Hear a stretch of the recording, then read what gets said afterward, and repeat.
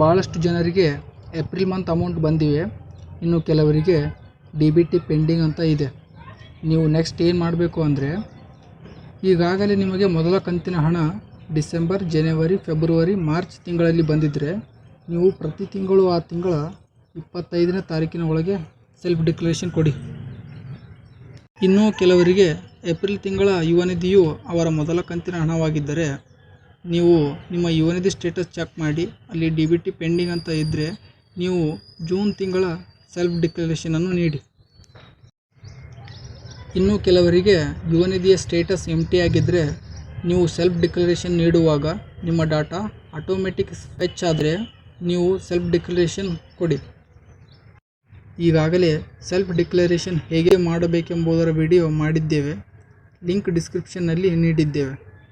ಮತ್ತು ನಿಮ್ಮ ಯುವ ನಿಧಿಯ ಸ್ಟೇಟಸ್ನಲ್ಲಿ ಪ್ರಾಬ್ಲಮ್ಗಳಿದ್ದರೆ ಅದಕ್ಕೆ ಸಂಬಂಧಿಸಿದ ವಿಡಿಯೋವನ್ನು ಮಾಡಲಾಗಿದೆ, ಅದರ ಲಿಂಕ್ ಡಿಸ್ಕ್ರಿಪ್ಷನ್ನಲ್ಲಿ ನೀಡಲಾಗಿದೆ.